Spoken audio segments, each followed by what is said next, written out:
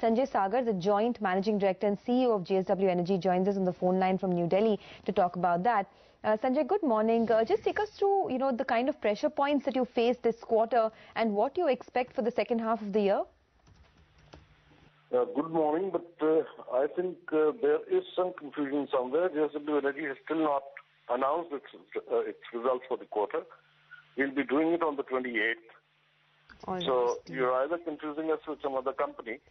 Oh, I'm sorry about that. Okay. Can you just tell us what kind of PLFs have you seen, in the quarter gone by, just to get a sense of what the quarter may throw up? See, as I told you, we are heading into our the announcement of our results on the 28th.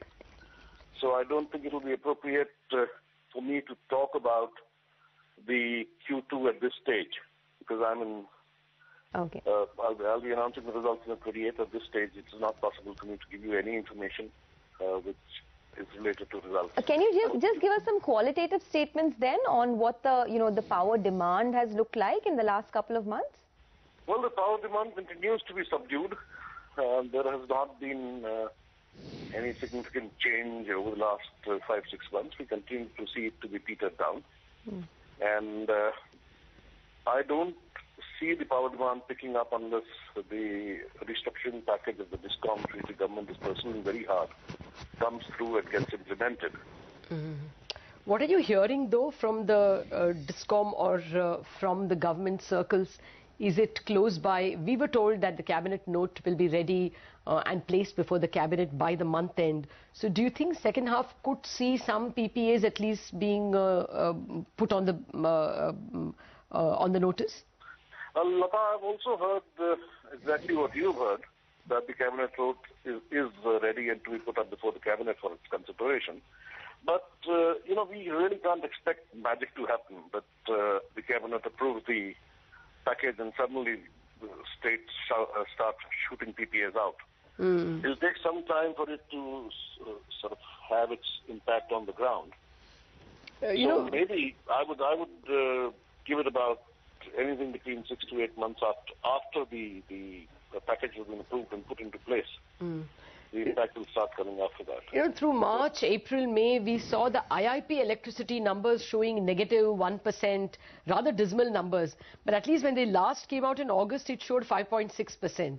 So is it that things are at least marginally improving on the demand front? Well, I really don't know if we can call that an improvement, because the August data would have probably reflected the July numbers, and in July the PLFs have been an all-time low of about 58.7% or something across the country.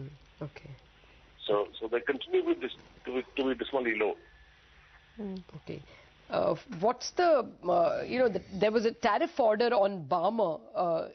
Is there if you can translate it in terms of P&L impact or balance sheet impact? Well, the tariff order for Barmer has been reserved by the regulator. He's closed the hearings. Okay. And the order has been reserved. So you got some interim relief, I thought. Well, the interim relief has been in place for the last year and a half. Okay. So there's been no change on that. Okay. And what about on the Jalipa coal mines? Can you give us a status update on that as well? Well, the Jalipa coal mines have become operational. We started operations there. Okay. And I think that by the end of calendar 16, we should see actual coal production. So what is the total capacity currently, the operational capacity? The operational capacity of the company? Yes. Well, the operational capacity of the company today is 3140 megawatts of thermal and 1391 megawatts of hydro. And what is the growth that you're expecting in the next, say, 1 to 2 years? The growth that I'm expecting is not a question that I can right away answer, but as I've been maintaining, we are looking at various acquisitions, and we could be anywhere near about 6,000 to 7,000 megawatts by the end of the next couple of years. Okay. Are your margins improving at least? Imported coal prices as well as domestic coal should be at least better than what it was 6 months ago. See, Lata, we do not use any domestic coal in our generation as of now. And you are absolutely right. The international coal prices have also been under a lot of pressure. But I suppose the impact of this should get reflected over the next 2 quarters because, we sort of book our coal in advance. So the impact thereof should be visible in our results probably in the next couple of quarters. Finally, Sanjay, what's the excess capacity in the system? How many PPAs before the merchant cost rises? Well, that's a very tricky question. We keep hearing various numbers ranging from, say, about 16,000 megawatts to about 33,000 megawatts. That's the overcapacity? Yeah, that's the overcapacity as of now. Okay. That is the kind of power which is not tied up into any kind of long-term or medium-term PPAs. All right. We'll leave it at that. Thank you very much for joining us with those details, Sanjay. Well, JSW not painting a very bright picture on the power front, but I think that story was largely expected.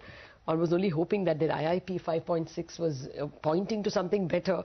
But yes, it's better from a very, very measly number.